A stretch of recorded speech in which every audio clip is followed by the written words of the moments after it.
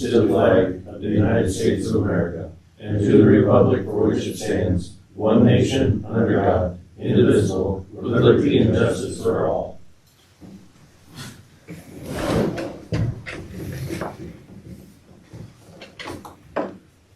Well, our representative is not here yet. There's one for each of you guys. You can have one there. Is he calling in, or is he? I don't know. He knew this. You're supposed to call Kirsten. You were Rick on her cell phone. Okay. And the email that went out last night late as well indicated that Chad was not going to be able to make it today in person or by phone. Either way. Yeah. Well, I was going to call Kirsten on the landline. But the email last night asked Tracy or Rick if you would call my cell phone from the boardroom phone. She could participate here. I don't know if I have that number, so I do. Do you need that? Oops. I do.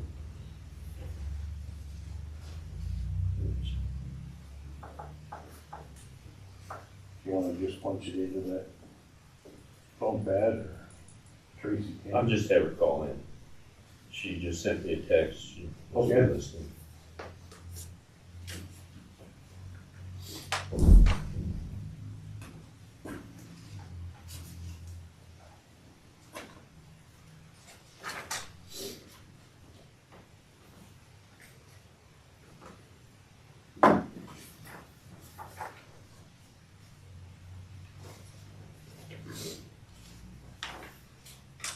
Oh, what's the number here real quick? 472-4869. I never call it. I fat fingered it. What was the last four? 4869. Okay.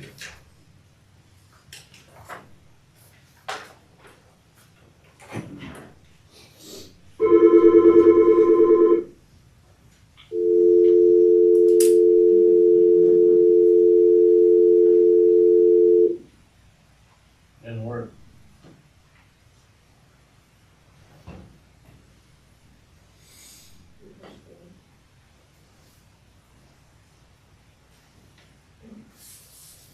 I'm gonna let you.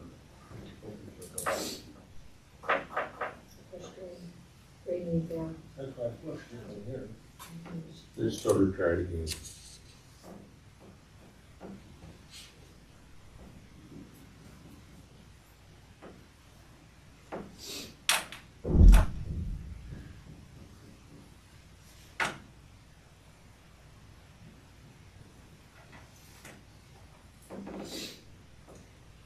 Courtney picked up. That's why. Oh, at the office. Yeah, they're not used to us Are you there? I'm here. We finally made it. Okay.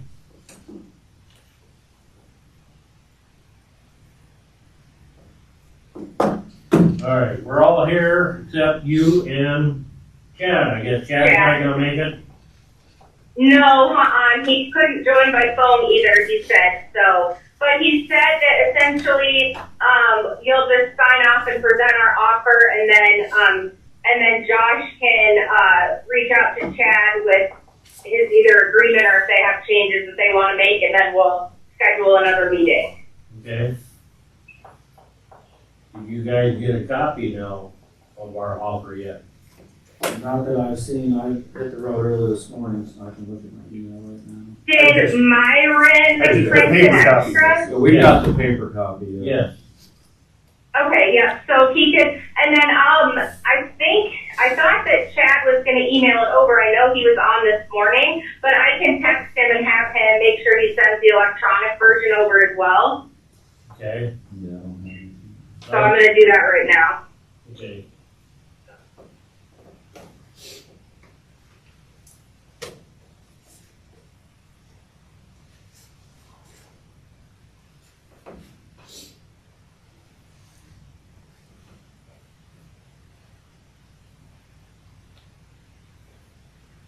So hopefully, Josh, you will get the electronic copy soon, so you can obviously review in further detail, and then Myron has the paper there for right now, so. Okay. Is there a summarized version, or we just need to go through line by line of the changes? He did not make a summarized version. The majority of what the asks of the union were, matched what the handbook has. So we switched it to just match the handbook, because it's pretty much the same or better on all of the items that were in there. Okay. And I can actually have him send you that as well.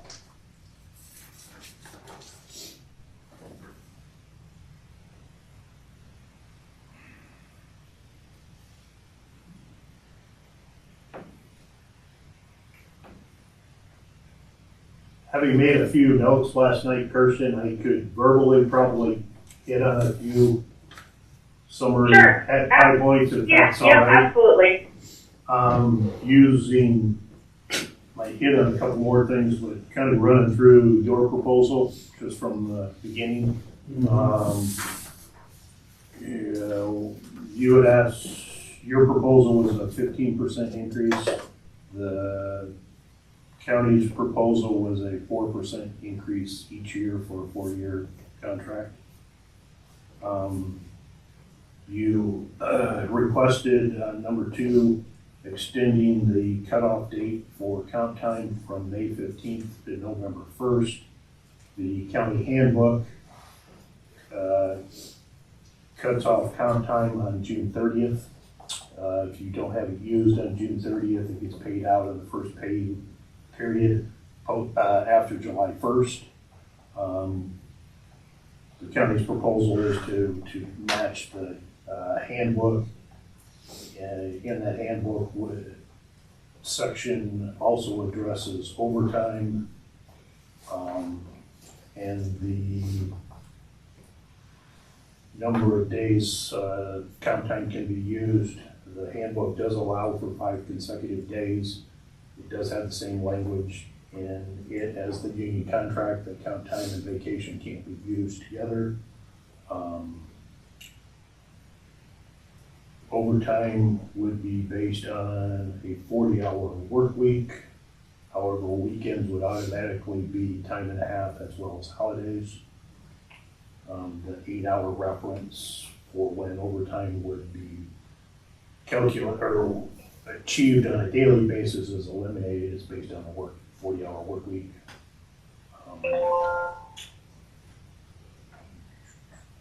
Can I ask a question on that? So what's gonna keep you from making us come in and work Monday, Tuesday, Wednesday, 8 hours, and all of a sudden you're gonna send us home on Friday, and we're not gonna get overtime that day? Because you're paying us on a 40-hour week rather than 8-hour day. So what's Overtime the on key? what? Okay, so if I come in and work Monday, Tuesday, Wednesday, okay? For how long? Say 14-hour days, get my 40 hours in 3 days, what's gonna keep the county from sending me home Thursday and Friday because I've already got my 40 done? Because is that not what happens at the courthouse now? Once your 40 is done, you're done. I think that's called flex comp time for the handbook. Because there's people that don't work Fridays now. That's optional per supervisors and what their budget allows. Myron, is it frequently that they would have 40 hours in 3 days? Is that common? During the winter time, if you've got a heavy snowstorm, a 12 to 14-hour day is not uncommon. Depending on Sure, and it could be during the week, but that's, yeah. It's per supervisor, and assuming that, Myron's gonna have the work and the snow is just quote unquote extra stuff that has to be done. So what I'm hearing, there's no guarantee that we're not gonna get sent home on Wednesday. That's why we've always stuck with the 8-hour days, that we can Because on a 40-hour week, so Myron calls me in, I work 3 14-hour days. Okay, so 3 times 14 is 52 hours? Sure. 42. So all of a sudden, I've worked 3 days, just about killed myself off in 3 days. I get paid for 2 hours of overtime, and then I get sent home for the rest of the week.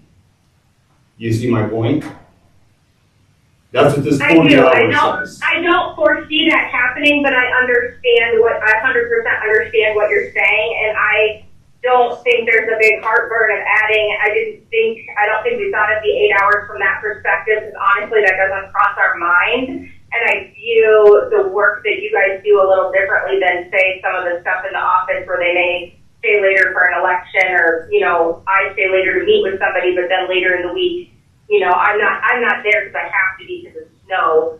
So I don't think that ever crossed our minds, but if that's the reasoning for it being in there, Myron and /board, unless you disagree, I don't think there's a big heartburn of putting that back in. That's not the perspective I guess I was looking at when we did that. So you mean putting back in the 8-hour day, putting that back in? Yeah, the over 8 in a day. So then that way, if that's how you feel, it protects you from like getting, you know, I don't think Myron's not going to send you home, but if that was the reason for why we did it, then I don't see any problem with that.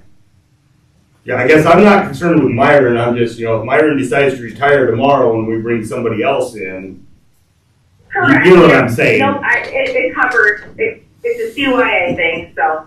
Okay. Guess related to that, I guess as long as there is work that needs to be done, we're gonna look at that. And I say we, department standpoint, both in cooperation with the maintenance superintendent and the shop foreman.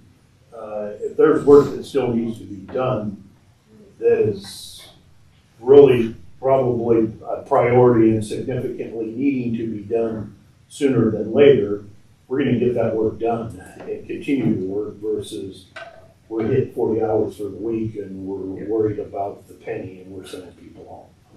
Because I'll be honest, I struggled to have my roads done in 40 hours during the summer, last summer. If you want your roads up to snuff, 40 hours is a real struggle to get across them.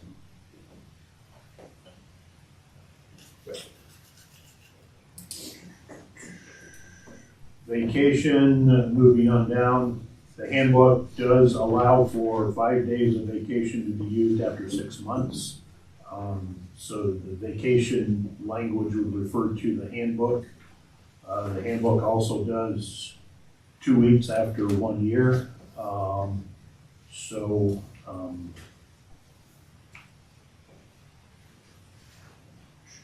You get your first week at 6 months and your second week at your year, and then on your second year you get your full 2 weeks. It's basically the allotment of allowing you to use your first week within your 6 months. So people don't have to go that full time without vacation.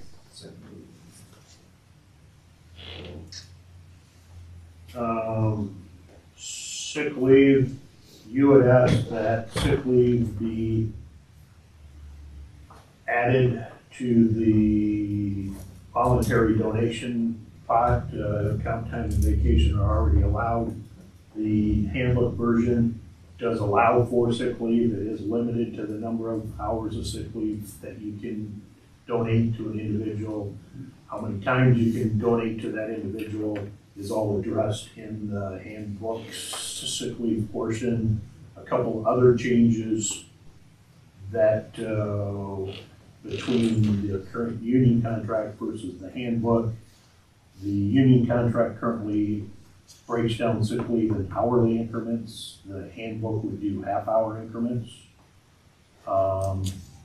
Sick leave, in both cases, begin immediately when you start working, but in the current union contract, you can't use sick leave until after 6 months. The handbook, if I'm reading it correctly, you would be able to start using sick leave once you've accumulated it.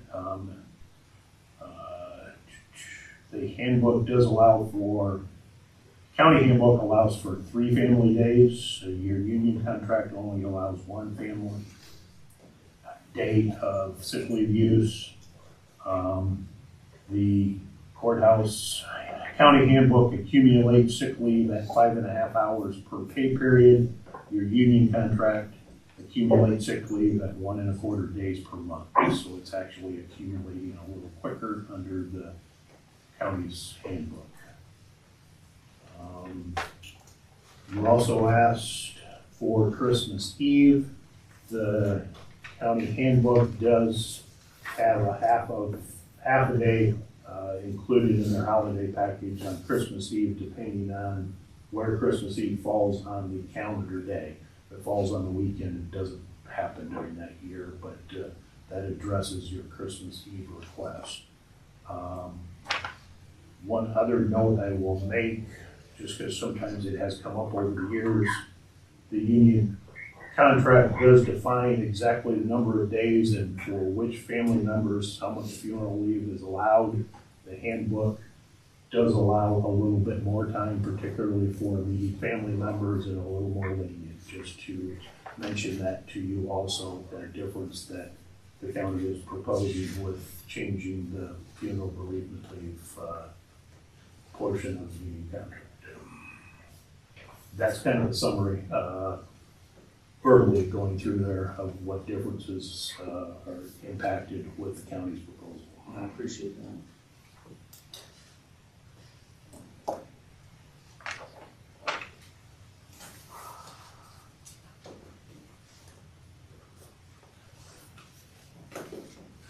Did you notice anything else of significance, Kristen, that I didn't mention? Kirsten, sorry. No, I think those were the main pieces. I think the biggest difference was the salary ask versus what we put in there. I think everything else, aside from adding in the over 8 in a day back in, if the board is agreeable, and Myron, if you're okay with that. I think those were the two biggest things. The funeral was a little bit more, a lot of the stuff was actually pretty good in the handbook, so.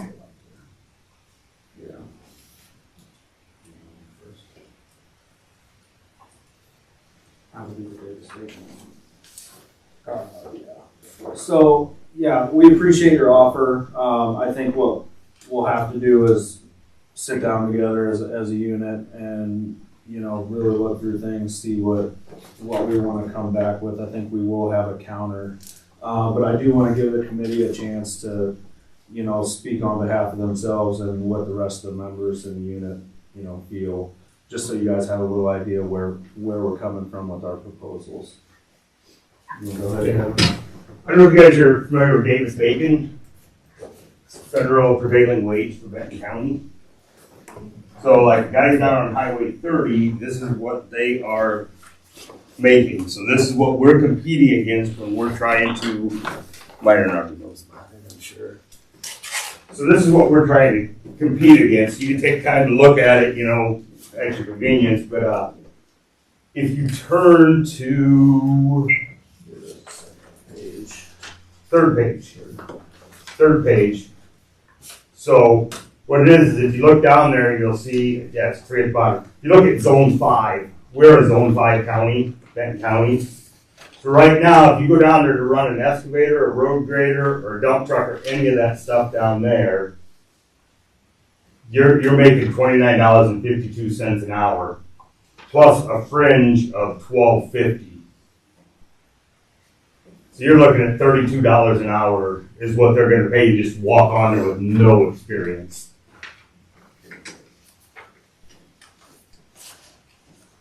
Can you send these documents over to Chad? Yes. The Davis-Bacon wages and the predetermined wage rate that you're showing does only apply when federal aid is involved with the project. When a contractor is performing work that doesn't involve federal aid, they can pay whatever rate they choose to as a company. Yes, Myron is correct. I know a few companies that I work for and work with, they just naturally just paid this. Is what every employee knew what they were going to be making. But my point was, I just wanted you guys to see what Myron is competing against to get people to come to the county to work.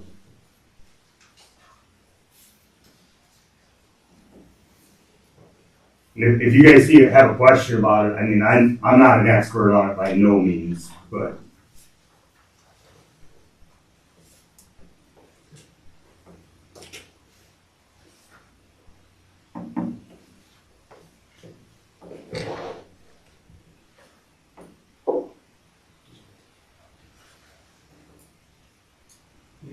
To justify why we asked for that.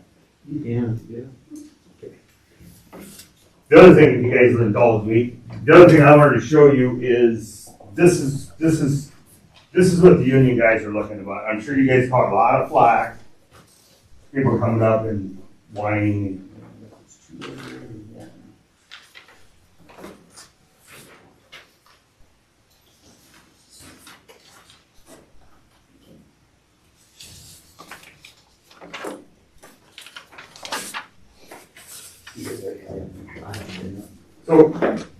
So what we did in one of our meetings is we sat down and we broke down what we made in 2021. Okay, this is before the 10% last year and everything.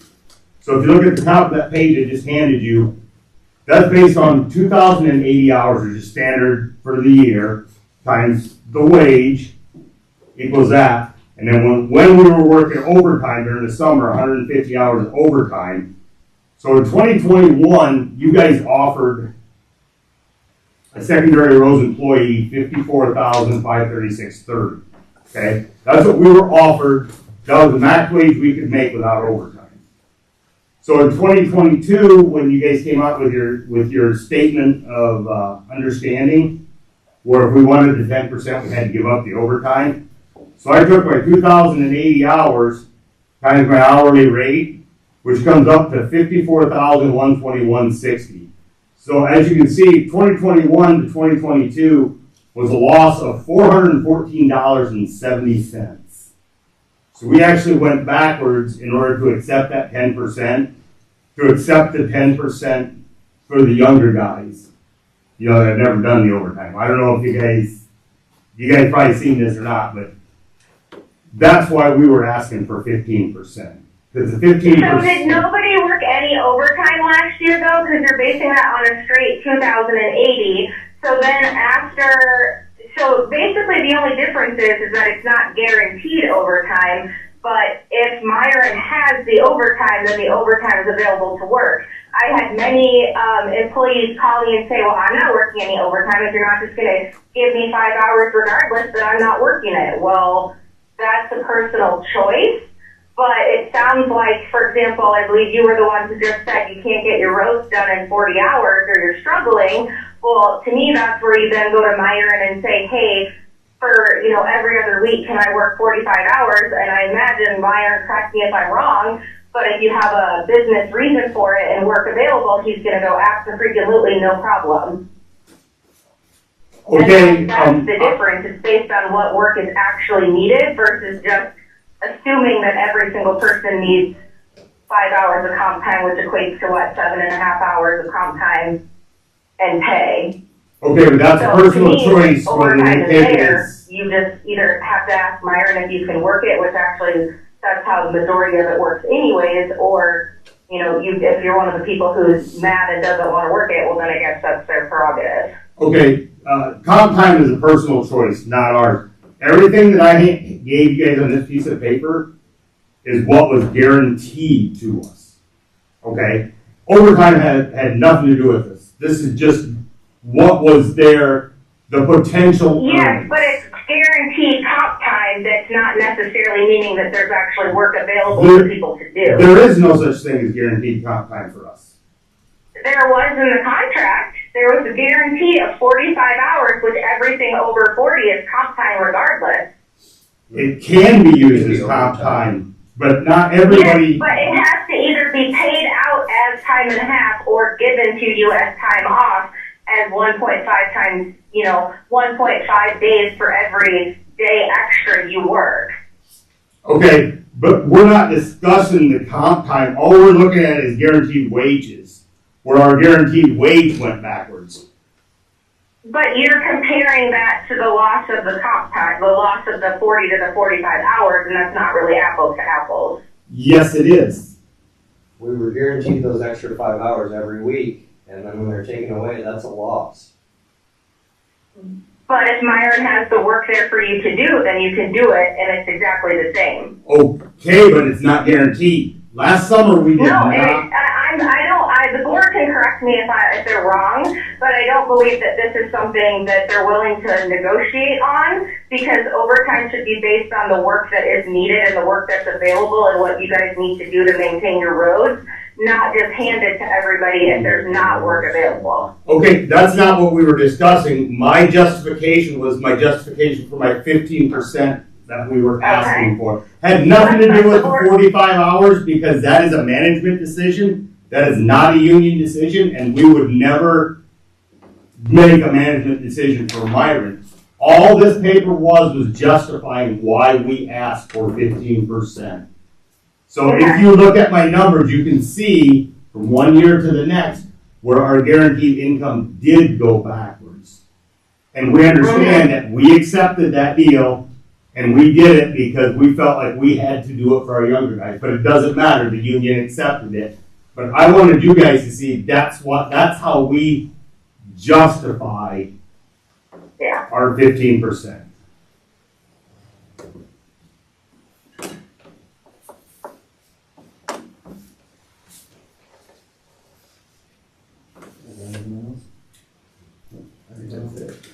All right.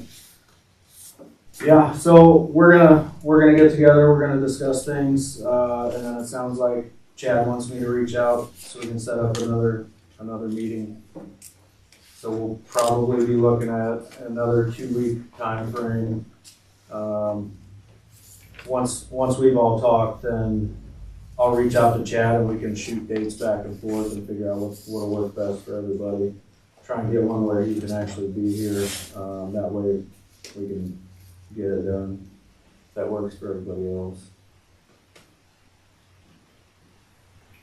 You guys, just for Josh's information, prefer if it would be on say a Tuesday afternoon, since you're already, 2 of you are in town for your morning meeting, or does it not matter? You can say it's gonna be a matter of what everybody's calendar, but just maybe for Chad and Josh's priority preference, would Tuesdays be better? Or does it not make any difference? I know, Rick, you're a little bit closer.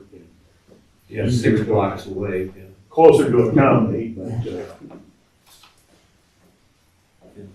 For Chad, I don't think today, it's just, I don't know what came up with him today, because it sounded like he was gonna be free, but I assume something very time sensitive must have come up or something. So I would say that, Josh, you can do your meetings with the union members, get your proposal back, and then Chad will work with me to get something scheduled, and I can work with you, the board, and Myron, and we'll just get it on the calendar as soon as, if you just provide dates, I'm sure Chad can hopefully calendar and actually come. Okay.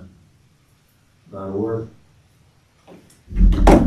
Alright, thank you everybody for your time and your proposal. We will see you soon. Thank you. Thank you, fellas.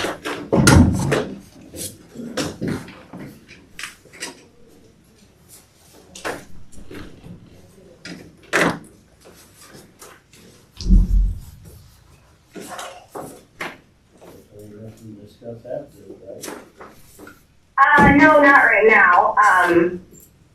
I can message you later about the comparison for wages. I don't want to do that right this second, but I don't agree with it being apples to apples, but we can discuss that later. Okay, Awesome. Well, you guys have a good day. yeah, Thank you. thanks. Yep, bye.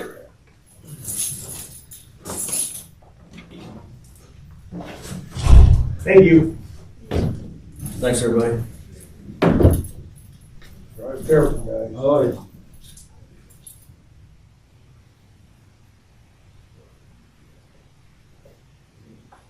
Do you wish to go into closed session? I don't think there's anything we gotta discuss, is there? I don't think so. I think it would be probably just as wise at this point to wait till they come back with their counter proposal. At that point, you may feel a need to, but based on who's here today and what's been presented, I don't anticipate, I don't see a need, I guess, today to do any closed session discussion. Well, then I'll make a motion to adjourn. Second.